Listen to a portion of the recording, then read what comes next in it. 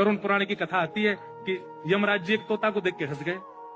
तो तोता बोला कोई और हंस जाए तो बात बनेगी, यमराज हंस रहा है। तोते के मित्र थे गरुड़ जी, भगवान के वाहन।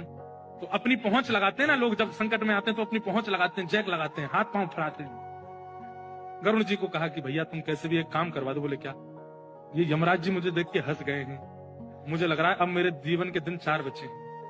तुम कैसे भी भगवान से कहकर के मेरी जो जीवन अवधि है उसको बढ़वा दो, क्योंकि मुझे पता है कि ये यमराज जी तभी हंसते हैं जब किसी को उठाना होता है। गरुड़ जी बोले भगवान से बाद में बात करूंगा, पहले तुम मेरे पास आओ, बैठो मेरी कमर पे। गरुड़ जी उड़ा करके उनको 7 समुद्र पार एक गुफा में ले गए और वहां भीतर ले जाकर के छोड़ दिया। बोले यहाँ रहो, यहाँ कोई नहीं आएगा, और ये 2-4-10 दिन यहीं बैठे रहना, सब ठीक हो जाएगा अपने आप। और मैं जाके भगवान, मैं यमराज जी से बात करता हूँ, भगवान को छोटे काम के लिए क्यों बोलना, मेरी पहुंच तो सब जगह है। मैं भी रसातल में जाके यमराज जी से कहता हूँ तुझको नहीं लेके जाएंगे, ठीक है? तोता बड़ा खुश था, बहुत बढ़िया है, मैं यहीं रह लूंगा 4-5 दिन। यमराज जी के पास गए सीधे गरुड़ जी।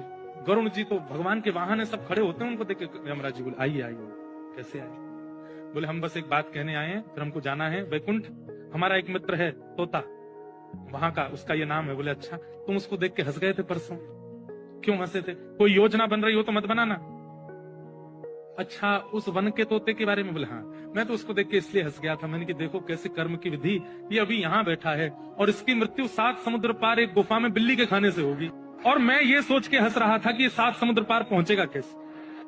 तभी यमराज जी बोले देखो देखो आ गया। पीछे देखा तो उस तोते की आत्मा आ रही थी, मर गया।